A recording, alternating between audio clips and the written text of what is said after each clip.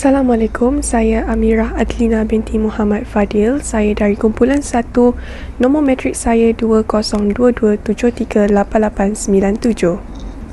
2 tahun sudah berlalu dan kini negara berada dalam fasa endemik COVID-19. Novel coronavirus 2019 dipendekkan sebagai COVID-19 melanda seluruh negara pada 2019 yang dipercayai datang dari negara China.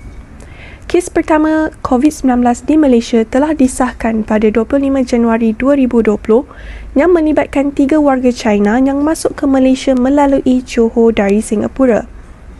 Antara simptom COVID-19 adalah demam, batuk, muntah, cirit-berit, kelesuan yang menyebabkan tubuh badan tidak aktif dan mengalami kesukaran untuk bernafas. Setelah mengesan kes COVID-19, Kementerian Kesihatan Malaysia KKM telah mengarahkan dan menasihati rakyat Malaysia untuk tidak melancong ke negara China yang sedang dilanda COVID-19. Pada 15 Mac 2020, berlaku peningkatan kes COVID-19 yang dikesan oleh pihak KKM iaitu daripada 2 angka melonjak kepada 3 angka. Peningkatan jumlah kes COVID-19 membimbangkan rakyat dan negara sekiranya tiada tindakan pencegahan yang serius dilakukan. Perdana Menteri Malaysia ketika itu Tan Sri Muhyiddin Yassin mengumumkan kerajaan memutuskan untuk melaksanakan Perintah Kawalan Pergerakan PKP mulai 18 Mac 2020 hingga 31 Mac 2020 di seluruh negara. Beliau mengatakan bahawa Perintah Kawalan Pergerakan PKP selama 14 hari itu dibuat mengikut Akta Pencegahan dan Pengawalan Penyakit Berjangkit 1988 dan Akta Polis 1967. PKP ini melibatkan larangan menyeluruh pergerakan dan perhimpunan ramai di seluruh negara termasuk keagamaan, sukan, sosial dan budaya. Pada 1 Mei 2020, Perdana Menteri Tan Sri Muhyiddin Yassin berkata kerajaan melaksanakan Perintah Kawalan Pergerakan Bersyarat PKPB dengan sebahagian besar aktiviti ekonomi dan sosial dibenarkan mulai 4 Mei 2020. Beliau berkata Perintah Kawalan Pergerakan Bersyarat PKPB adalah susulan strategi dan perancangan kerajaan dalam memerangi wabak iaitu ketegasan dalam tindakan mengawal COVID-19 serta membina ketahanan melalui pakej rangsangan ekonomi prihatin.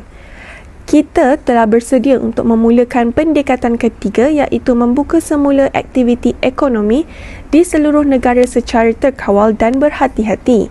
Dengan ini, kerajaan akan melaksanakan Perintah Kawalan Pergerakan Bersyarat atau PKPB, kata Perdana Menteri Tan Sri Muhyiddin Yassin dalam Perutusan Khas Perdana Menteri sempena Hari Pekerja. Seterusnya, Perintah Kawalan Pergerakan Bersyarat PKPB dilanjutkan dengan Perintah Kawalan Pergerakan Pemulihan PKPP mulai 10 Jun 2020 hingga 31 Ogos 2020. Berikutan Perintah Kawalan Pergerakan Pemulihan PKPP akan melibatkan 7 strategi iaitu pengukuhan kesihatan awam, perundangan dan penguatkuasaan, pengukuhan kawalan sepadan, pembukaan sepenuhnya sektor ekonomi, pembudayaan kebiasaan baharu, pemerkasaan tanggungjawab komuniti dan perlindungan golongan berisiko. Etika dan peradaban yang baik merupakan satu perkara yang tidak asing bagi setiap insan. Etika yang baik merupakan satu tuntutan dan keperluan dalam konteks kehidupan seseorang. Etika juga merujuk kepada nilai akhlak atau prinsip moral yang berdasarkan Al-Quran dan hadis. Pendek kata, etika merupakan nilai-nilai baik dan dengan melakukannya seseorang akan mendapat ganjaran pahala dan ditakrifkan sebagai ilmu pengetahuan yang mengajarkan mana yang baik dan mana yang buruk berdasarkan ajaran Allah dan Rasul-Rasul. Seterusnya, ayat 4 surah Al-Qalam memberi penekanan mengenai setiap insan mempunyai akhlak yang amat mulia. Setiap insan mempunyai kelebihan dan kekurangan yang memberi pengalaman dan pengajaran pada diri masing-masing. Walau bagaimanapun, ia terletak pada diri sendiri untuk memanfaatkan kelebihan dan kekurangan masing-masing supaya tidak menyesal kemudian hari. Kumpulan kami akan membincangkan mengenai impak dan iktibar yang diperolehi dari aspek politik, ekonomi, sosial dan pendidikan ketika Perintah Kawalan Pergerakan PKP yang dilaksanakan oleh kerajaan bagi menangani kes COVID-19 pada 18 Mac 2020 diikuti Perintah Kawalan Pergerakan Bersyarat PKPB pada 4 Mei 2020 dan Perintah Kawalan Pergerakan Pemulihan PKPP pada 10 Jun 2020 melalui penghayatan etika dan peradaban. Saya akan menerangkan dan juga membentangkan mengenai topik impak Perintah Kawalan Pergerakan di Malaysia kepada politik di negara kita. Dan disebabkan oleh Perintah Kawalan Pergerakan juga berlakunya pergolakan terutamanya di dalam kalangan ahli-ahli politik yang lain. Kita dapat melihat yang apabila PKP diisytiharkan, automatik Parlimen akan dihadkan perjumpaannya dan ditangguhkan apabila Parlimen yang sepatutnya berlaku pada awal Mac 2020 terpaksa ditangguhkan kepada 18 Mei 2020 disebabkan oleh pengisytiharan PKP pada masa itu oleh Perdana Menteri Malaysia iaitu Tan Sri Muhyiddin Yassin. Dan pada 18 Mei 2020 Parlimen terpaksa disidangkan hanya selama 1 hari sahaja, dan disebabkan oleh penangguhan dan juga dihadkan Parlimen bersidang menyebabkan ahli-ahli Parlimen yang lain menyampaikan ketidakpuasan hati mereka kerana mereka tidak dapat menyuarakan permasalahan dan pendapat rakyat di Parlimen. Seterusnya, untuk impak yang kedua yang dapat kita lihat melalui pengisytiharan PKP di negara ini ialah melalui pembubaran kerajaan yang telah diketuai oleh Perdana Menteri pada masa itu iaitu Tan Sri Muhyiddin Yassin yang hanya dapat bertahan selama 16 bulan kerana beliau telah kehilangan majoriti suara daripada ahli-ahli Parlimen disebabkan oleh pertabalan beliau sebagai Perdana Menteri hanya dibuat oleh Yang di-Pertuan Agong tanpa mendapat suara majoriti oleh ahli Parlimen dan juga rakyat. Selain daripada itu, pada September 2020 Malaysia telah digemparkan oleh kenaikan jangkitan kes COVID yang sangat mendadak terutamanya di negeri Sabah kerana pada ketika itu berlangsungnya kempen pilihan raya di antara parti pembangkang dan juga kerajaan negeri Sabah ketika itu. Dan disebabkan oleh itu peningkatan jangkitan COVID-19 sebanyak 70% di negeri Sabah telah membuatkan Yang di-Pertuan Agong Negeri Sabah mengambil tindakan untuk membubarkan Dewan Undangan Negeri pada 30 Julai 2020. Dan akhir sekali, pada 12 Januari 2021, Perdana Menteri Malaysia pada ketika itu iaitu Tan Sri Muhyiddin Yassin telah mengisytiharkan darurat di seluruh negara iaitu dikenali sebagai Proklamasi Darurat 2021. Proklamasi darurat ini diisytiharkan dan dilakukan untuk mengawal dan juga membendung berlakunya jangkitan COVID-19 di negara kita. Disebabkan oleh pengisytiharan darurat daripada Perdana Menteri pada ketika itu telah menyebabkan perundangan Malaysia terpaksa digantung terutamanya pada peringkat persekutuan dan juga negeri. Namun, pihak pembangkang pada masa itu mula mempertikaikan motif sebenar berlakunya proklamasi darurat ini kerana mereka merasakan bahawa proklamasi darurat ini hanya untuk motif politik semata-mata oleh Perdana Menteri. Sejak wabak COVID-19 melanda di seluruh dunia, Malaysia juga sama seperti negara-negara lain iaitu ditimpa masalah kegawatan ekonomi yang telah menjejaskan bukan ratus atau ribu, malah berjuta-juta kerugian. Antara impak-impak yang PKP berikan terhadap aspek ekonomi ini ialah hilang pekerjaan dan sumber pendapatan. Ramai pekerja, tidak kira pekerja itu dari premis makanan, premis pakaian, segala apa jenis syarikat sekalipun yang terpaksa diberhentikan oleh majikan kerana mengalami kerugian yang besar. Apabila mereka diberhentikan, sudah semestinya mereka kehilangan sumber pendapatan. Secara tidak langsung, ia telah memberi tekanan kepada mereka dalam bagaimana mereka ingin membuat anggaran dalam berbelanja seharian. Contohnya, bil air, bil elektrik, belanjawan anak-anak mereka, duit simpanan kecemasan dan lain-lain tetap perlu dibayar dan disimpan. Impak yang kedua iaitu perniagaan atau premis terpaksa ditutup atau menggulung tikar ketika PKP. Peniaga-peniaga yang baru sahaja ingin bermula perniagaan mereka ketika itu terpaksa menggulung tikar dan mencari cara lain untuk memperoleh rezeki. Perniagaan yang terpaksa ditutup ini bukan sahaja perniagaan kecil, namun perniagaan yang sudah terkenal juga turut terlibat seperti 1,500 kedai mamak dibungkus. Impak seterusnya ialah potongan gaji oleh majikan.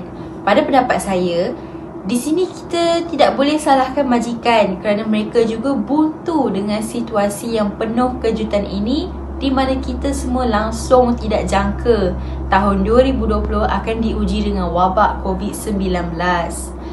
Lagi pula apabila kerajaan melaksanakan total lockdown, oleh kerana majikan tidak mahu merasa kerugian yang melampau pada syarikatnya, jadi tiada cara lain selain potongan gaji pada pekerja-pekerja. Kemungkinan majikan ini faham akan situasi di mana pekerja-pekerjanya juga bekerja untuk memperoleh rezeki.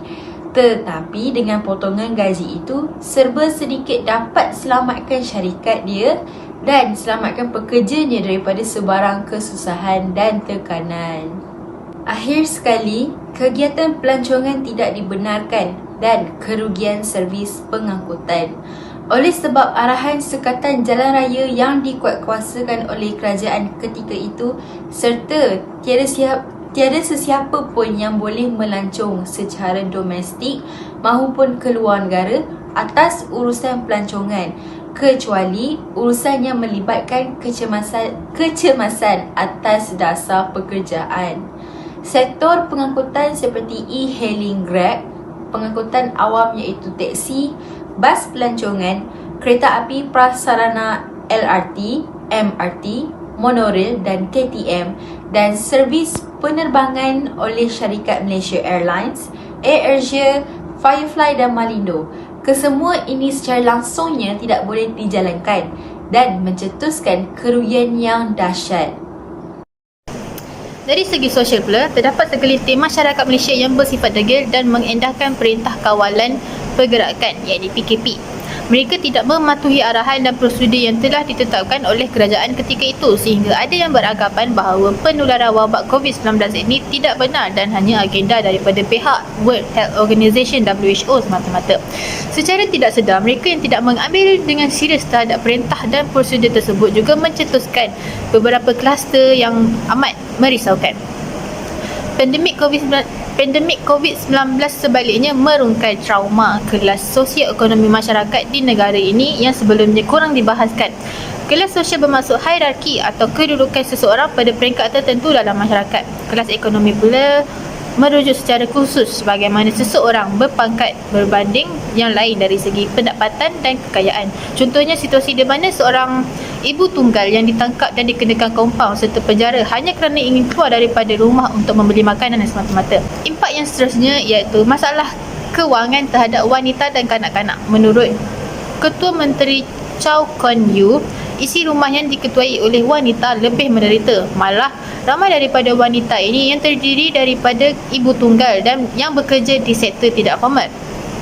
Kebiasaannya mereka tidak mempunyai sokongan sama ada dari segi kewangan atau sebaliknya dalam menyediakan kelengkapan untuk anak-anak mereka.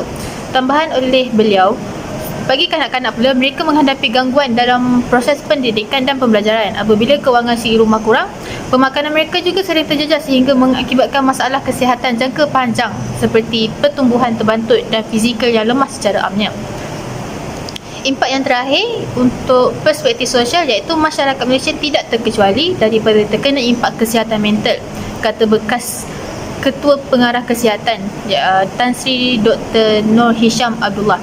Beliau menambah bahawa faktor sosial yang menyebabkan stres melampau antaranya hilang pekerjaan atau sumber pendapatan, isolasi daripada rangkaian sokongan keluarga dan sahabat yang boleh memberi kesan kepada sesetengah individu yang berisiko tinggi untuk mengalami masalah kesihatan mental termasuk kemurungan. Sekiranya kemurungan ini gagal dikenal pasti dan lewat dirawat, ia berisiko untuk tingkah laku bunuh diri. Seperti yang kita tahu, impak dari pandemik COVID-19 telah mengubah pelbagai aspek dalam kehidupan masyarakat. Ini juga termasuklah kepada pendidikan. Wabak COVID-19 telah mengubah sedikit sebanyak kesemua institusi pendidikan, antaranya penukaran cara pengajaran dan pembelajaran. Semasa wabak pandemik COVID-19 berleluasa, kelas bersemuka tidak lagi dapat dijalankan dan ianya perlu digantikan dengan kelas secara atas talian. Hal ini telah memberi sedikit sebanyak kesan kepada para pelajar dalam memahami dan menguasai sesuatu yang dipelajari.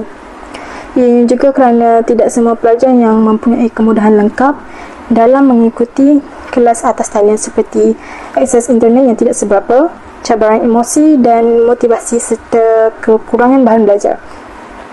Selain itu, impak PKP juga dalam kemerosotkan pencapaian akademik. Hal ini kerana teknik pengajaran yang digunakan adalah berbeza semasa pembelajaran secara bersemuka dan di atas talian. Pembelajar secara bersemuka dapat mempraktikkan kumpulan fokus terhadap pelajar yang memerlukan bantuan, manakala kelas atas talian adalah pembelajaran secara sama rata. Oleh itu, ada segelintir pelajar yang akan ketinggalan kerana tidak memahami apa yang dipelajari. Walaupun mereka boleh bertanya selepas waktu kelas, tapi akan tetap memberi impaknya walaupun sedikit kepada pelajar tersebut. Seterusnya, sistem peperiksaan juga dijalankan secara atas talian yang menimbulkan isu kejujuran dan ketulusan pelajar dalam menjawab peperiksaan.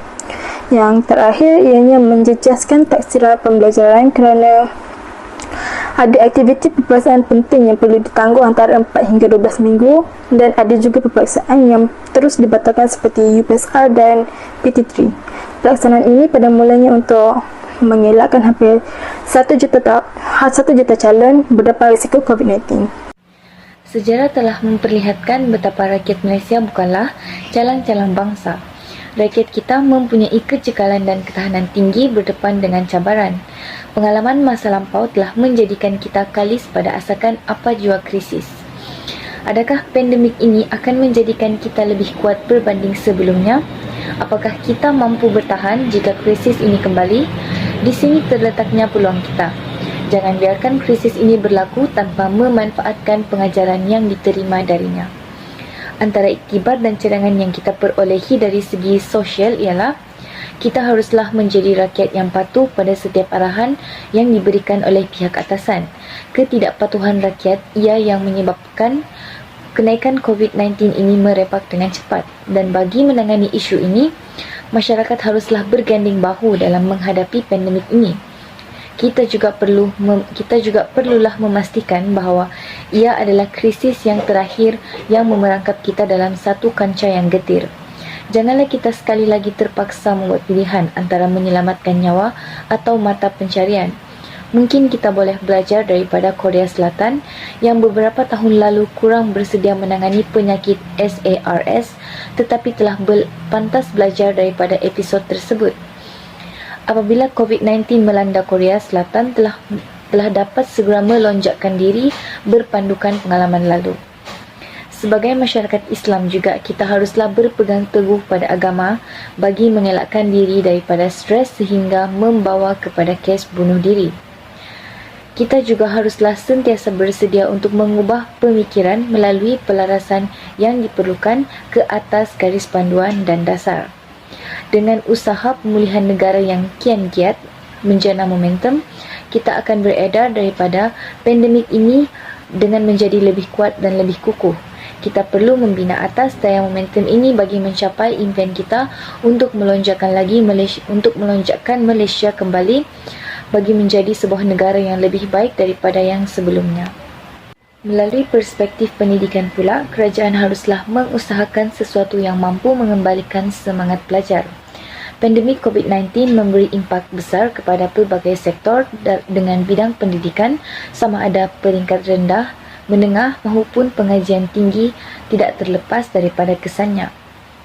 KPM juga perlu memberi keutamaan merapatkan jurang pencapaian ekuiti bagi menangani masalah keciciran murid disebabkan pelbagai faktor termasuk latar belakang sosioekonomi, keluarga, tempat tinggal jauh di pedalaman selain memastikan kebajikan sosial emosi murid, guru dan kaki tangan sekolah. Selain itu, kerajaan juga perlu meningkatkan belanjawan pendidikan dari segi beberapa aspek. Semuanya adalah demi kelangsungan pendidikan generasi akan datang dan mengelak agar tiada murid tercicir daripada akses pendidikan negara. Akhir sekali, kerajaan juga boleh melaksanakan program kesinambungan pembelajaran agar pelajar sentiasa dapat dipantau oleh guru dan tidak ada yang terkecuali. Iktibar dari perspektif politik, membangunkan negara setelah menghadapi situasi sukar ketika berlakunya pandemik COVID-19.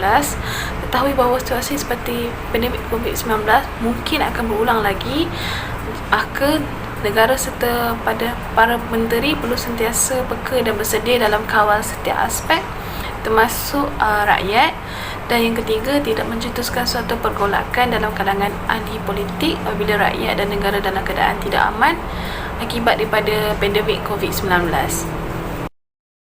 Seterusnya, bagi cadangan dari segi perspektif politik, yang pertama adalah ahli politik perlu bekerjasama dalam memberi idea yang dapat membangunkan kembali negara setelah berlakunya pandemik COVID-19. Yang kedua, sentiasa membuat persediaan seperti mencukupkan bekalan makanan dan minuman kepada rakyat. Dan yang terakhir adalah saling hormat keputusan yang telah diberi oleh speaker atau para menteri bagi kesejahteraan rakyat. Di samping itu, bagi iktibar dari segi perspektif ekonomi, yang pertama, para pekerja perlu sentiasa bersedia dalam mencari pekerjaan yang lebih terjamin bagi mereka. Dan yang kedua, para peniaga hendaklah mempunyai sandaran atau rancangan setelah berlakunya pandemik COVID-19. Dan yang ketiga, negara juga tidak dapat menerima pelancong atau membuka kegiatan pelancongan di mana menjadi punca utama ekonomi negara terjatuh. Dan seterusnya adalah cadangan dari segi perspektif ekonomi. Yang pertama adalah mendapatkan pekerjaan di syarikat-syarikat yang baik dan dari segi aspek pengurusan bagi para pekerja yang ingin mencari pekerja. Yang kedua, berikan bantuan kepada para peniaga bagi membangunkan kembali perniagaan mereka semula dengan idea dalam memberi dana kepada mereka. Dan yang terakhir adalah menerima kedatangan pelancong serta membuka semula kegiatan pelancongan dan menambah aktiviti yang lebih menarik dan kreatif supaya dapat menarik para pelancong. Untuk kesimpulan, akhir kalam, kita sebagai rakyat perlu sentiasa bersedia sekiranya berlaku lagi situasi seperti pandemik COVID-19 ini, dan para pemimpin juga harus berwaspada dalam mengawal pengurusan negara dari segi perspektif ekonomi, politik dan sosial.